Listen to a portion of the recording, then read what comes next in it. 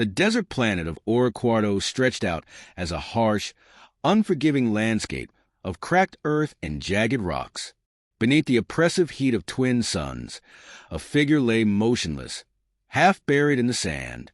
Her name was Ira, a member of the enigmatic Arcana race, known across the galaxy for their psychic abilities and profound connection to the universe's energies.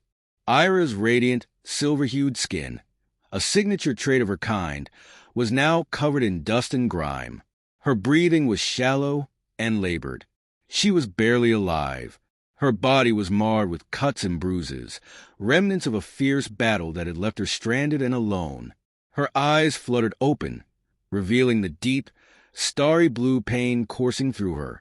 As she tried to move, a faint groan escaped her lips. She could feel the scorching sun on her exposed skin and the dry air burning her throat with every breath.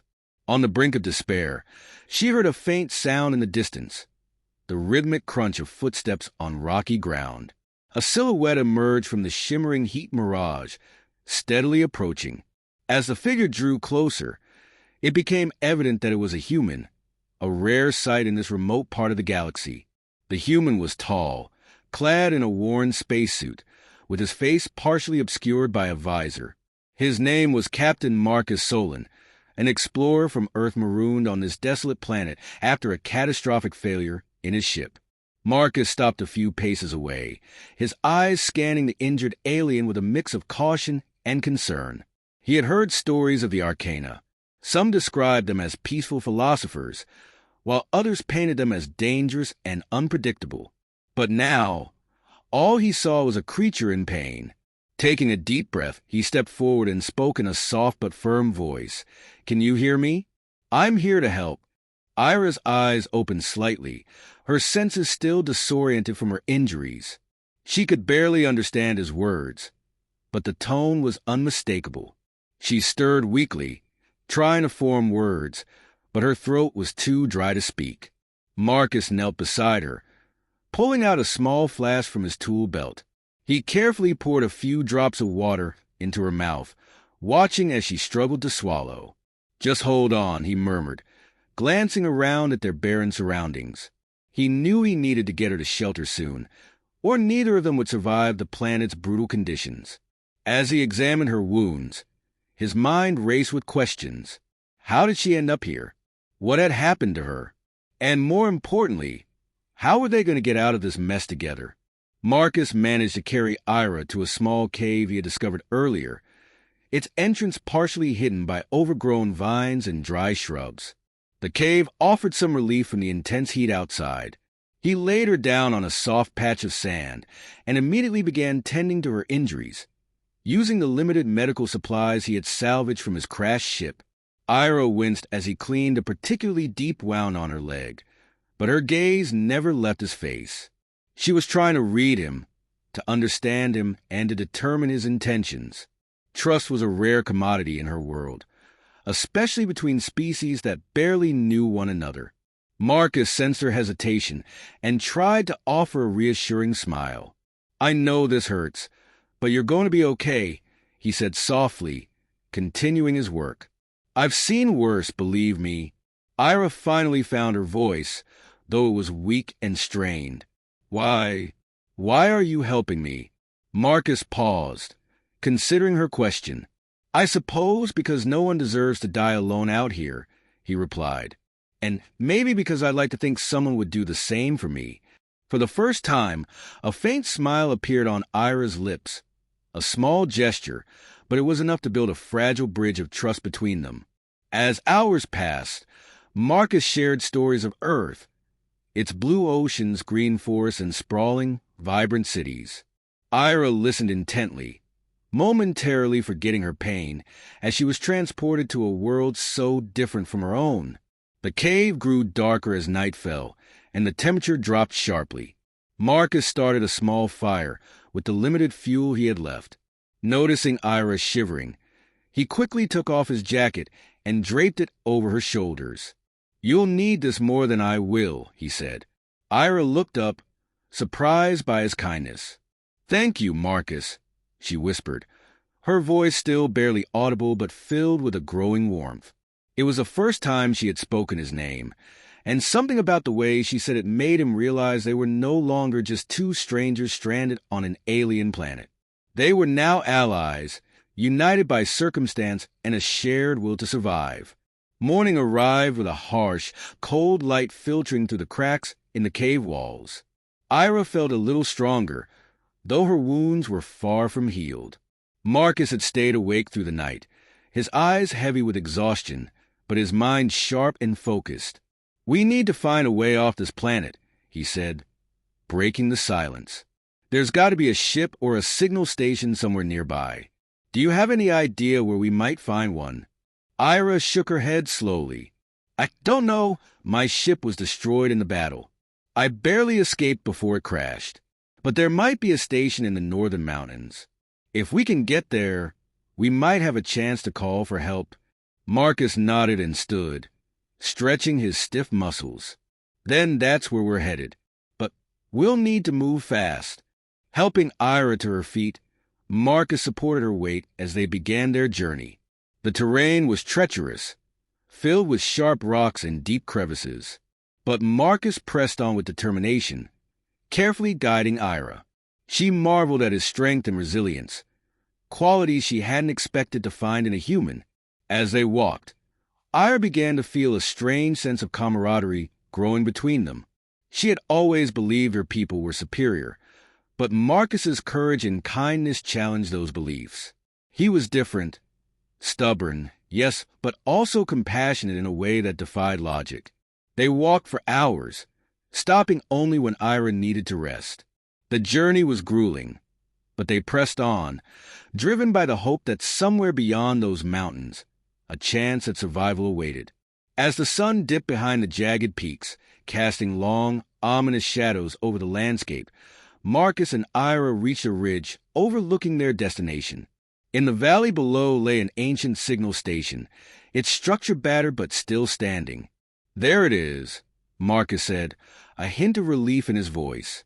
The signal station stood in the distance, an imposing structure with metallic walls that glinted faintly under the dying sunlight.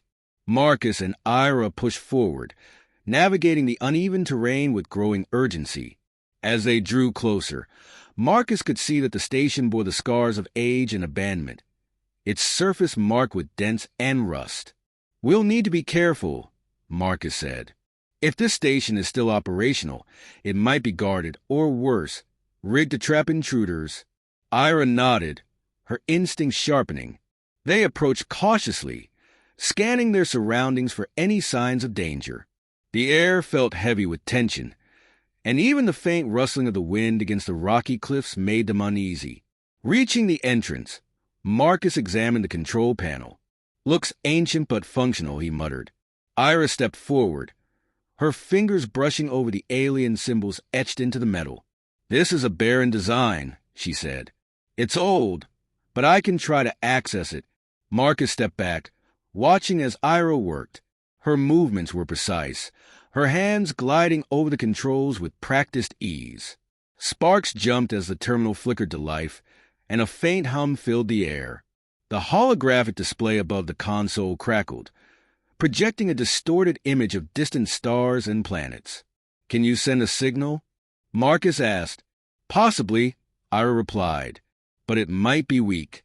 This equipment hasn't been used in decades, maybe centuries." She continued typing commands, her brow furrowed in concentration. Minutes passed like hours until finally, the display stabilized. A crackling voice came through the static, faint but clear. "This is Resistance Command. We read you. Identify yourself." Marcus felt a wave of relief wash over him. "This is Captain Marcus Solon of the Earth Federation, with Ira of the Arcana.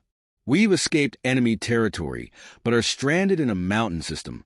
Request immediate extraction." There was a pause on the other end before the voice responded. "Hold your position. We're sending a team to your coordinates. Stay safe, Captain. Help is on the way." Ira powered down the terminal and turned to Marcus. For the first time in what felt like an eternity, there was a glimmer of hope in her eyes. "We've done it," she said, a faint smile breaking across her face. Marcus nodded, though his expression remained guarded. Now we just have to survive until they get here. The two retreated deeper into the station, finding a small room that offered some cover.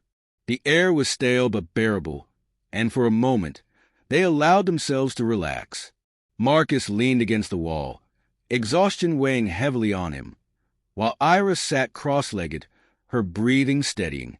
But the silence didn't last long. In the distance, the faint sound of footsteps echoed through the structure.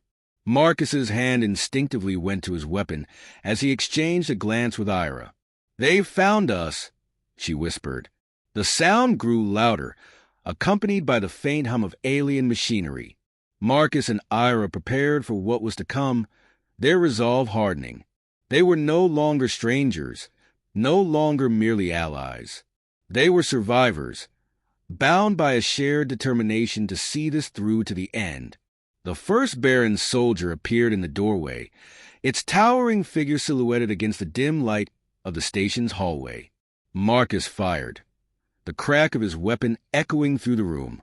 The alien dropped, but more followed, their movements precise and relentless. Ira stood beside him, her psychic abilities flaring to life. With a wave of her hand, she sent one of the soldiers flying into the wall, where it crumpled to the floor. Her powers were still weak from her injuries, but she fought with unwavering determination. The battle was fierce and chaotic. The narrow corridors of the station became a battleground, each corner a potential death trap. Marcus and Ira moved as one, covering each other's backs and pushing forward despite the odds. As the last soldier fell, Marcus leaned against the wall, breathing heavily. "That should buy us some time," he said between gasps. Ira nodded, though her energy was visibly drained. "We need to hold out just a little longer." Minutes felt like hours as they waited in the dimly lit room, their senses on high alert. Finally, the faint sound of approaching engines reached their ears. Marcus peered out of a shattered window and saw a small fleet of resistance, ships descending toward the station. "They're here," he said, relief flooding his voice. The ships landed just outside, and a group of armed resistance fighters disembarked, quickly securing the area. A soldier approached Marcus and Ira, his expression one of admiration and respect. "You've done well to survive this long," he said. "Let's get you out of here." Marcus and Ira exchanged a look, a mixture of relief and exhaustion. As they boarded the ship, leaving the desolate planet behind, Marcus felt a strange sense of closure. They had fought against impossible odds and lived to tell the tale. For Ira, the experience had been transformative. The human she had once viewed with skepticism had proven to be more than an ally. He was a friend, a partner in survival, and perhaps a symbol of what could be achieved when two very different worlds came together. As the ship ascended into the vastness of space, both Marcus and Ira knew their journey was far from over. But for the first time, they felt something they hadn't in a long while: hope.